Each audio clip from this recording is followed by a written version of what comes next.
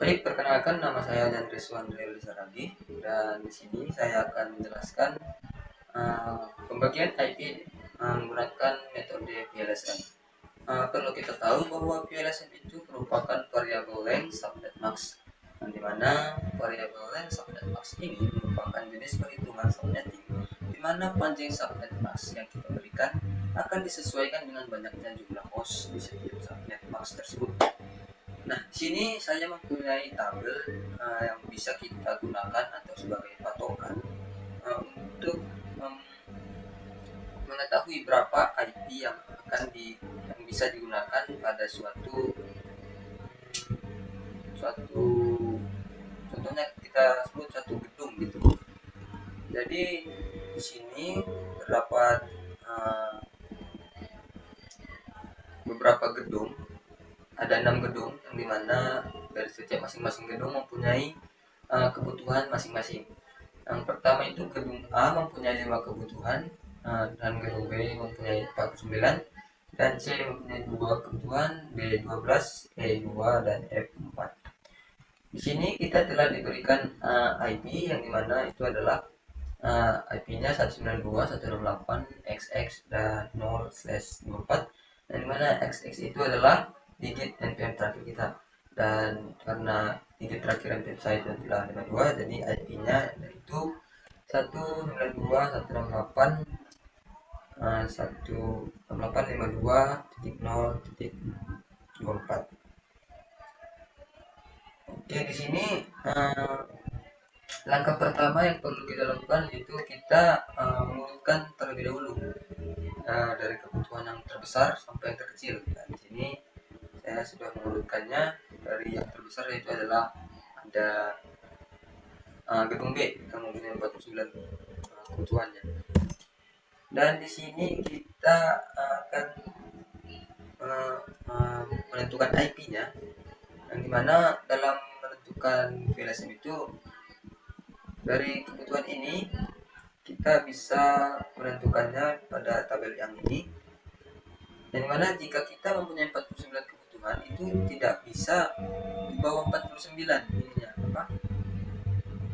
usable IP yang digunakan seperti itu.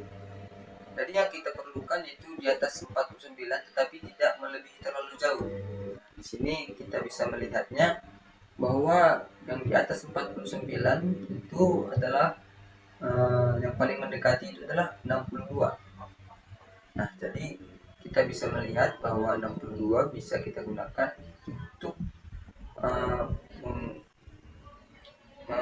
menentukan IP. Nah, di sini kita bisa membuat prefixnya itu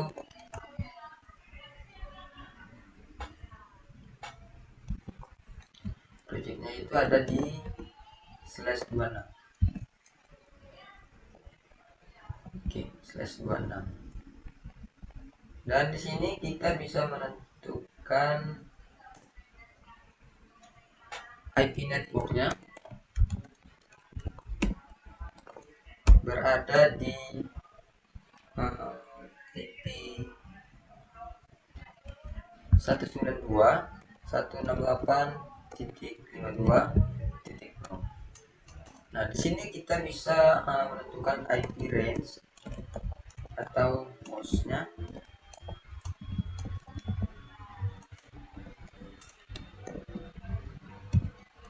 itu ada di kisaran 192.168.52.1 sampai 192.168.52.62. Kemudian kita bisa menentukan IP broadcast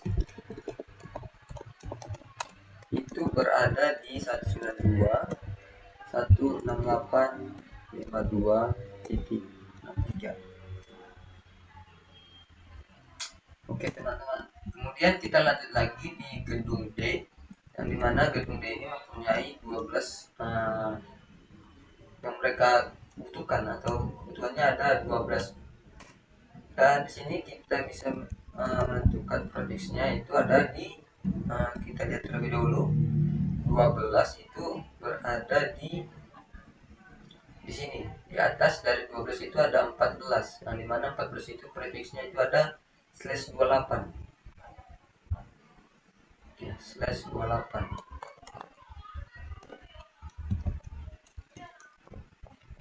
Selanjutnya kita tentukan IP networknya.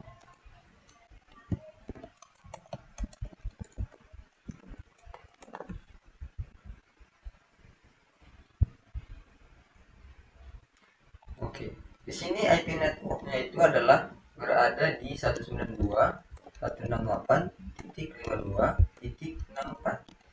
Kenapa dari 64? Karena kita menggunakan metode VLSM yang dimana di sini telah dipakai dari 0 sampai 63. Jadi kita tidak bisa menggunakan dari 0 sampai 63 ini lagi. Jadi yang terbaru itu adalah yang paling awalnya itu adalah berada di 64. Oke, dan kemudian kita masuk ke IP range ke host.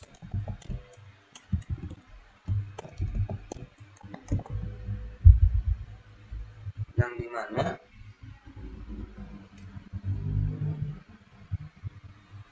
IP range-nya itu ada berada di kisaran 192.168.52.65 sampai tadi 12.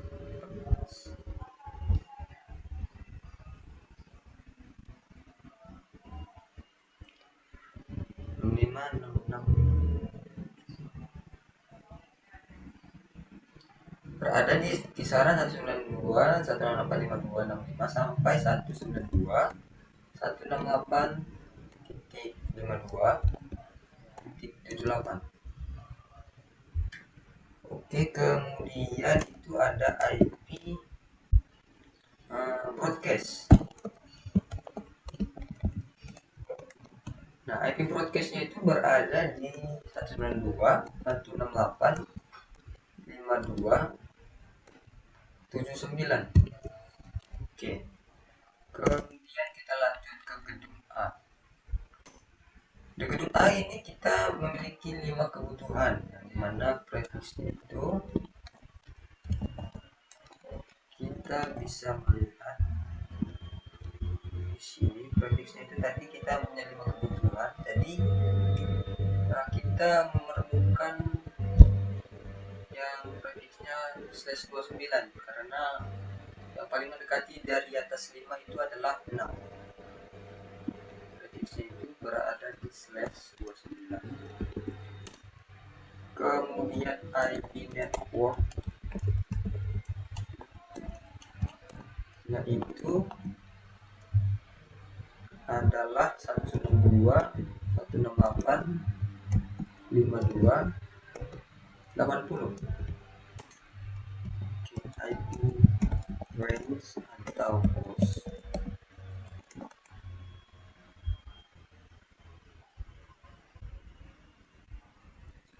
IP range atau hostnya itu adalah ada 6.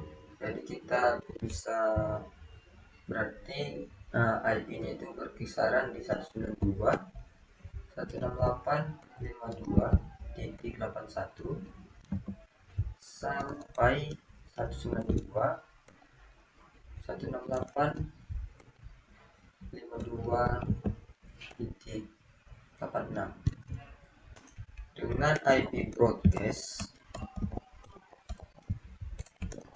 berada di 192.168.52.87. Oke. Kemudian kita masuk ke gedung F. IP networknya maksud saya prefixnya itu berada di /29 juga.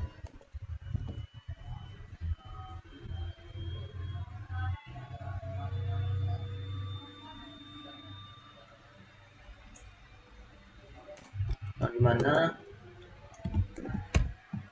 IP network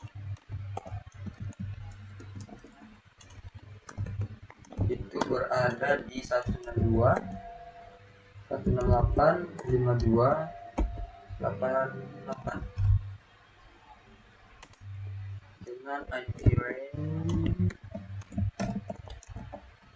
atau host itu berada di 192.168.52.89 sampai 91.93.94 sampai ke 94. Salah. 192.168.52 ke 94. Kemudian kita lanjut ke IP broadcast. Nah, IP broadcast ini kita bisa gunakan 192.168.52.95. Kemudian kita lanjut ke gedung C. Di sini prefixnya itu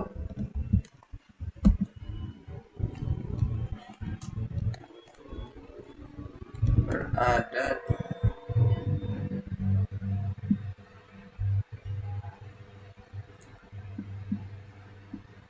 /30 karena ujung dari gedung C itu adalah hanya 2, dan di sini dapat kita lihat pada tabel tadi yang sini hanya ada 1, 2. Kita tidak perlu kita ke atas lagi karena di sini sudah ada yang ini ya, yang sudah pas gitu. Jadi kita tidak perlu ke atas. Dan di sini kita menggunakan prefix /30. Kemudian IP networknya itu adalah 192.168.52.96 dengan IP range atau host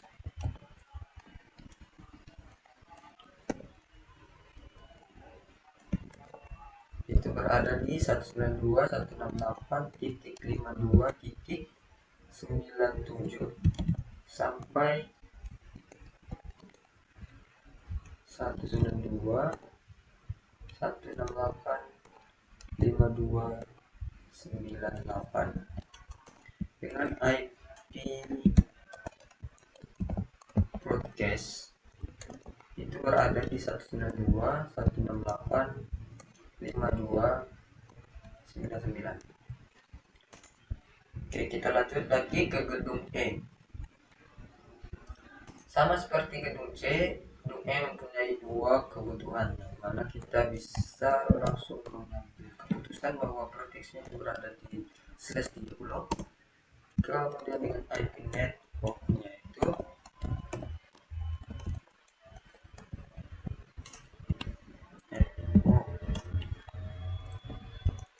berada di 192.168.52.100 dengan IP range atau host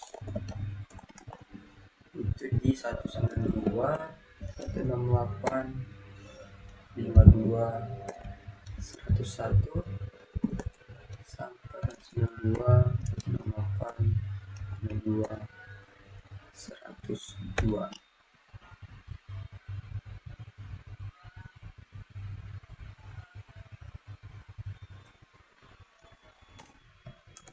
dengan IP broadcast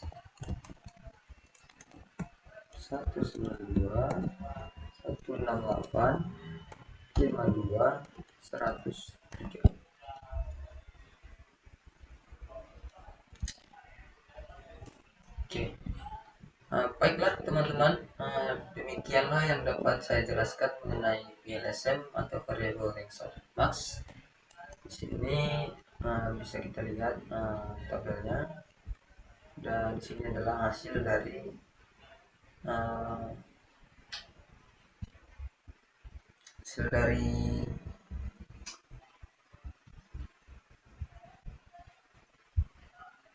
perhitungan subnetting dari kebutuhan yang kita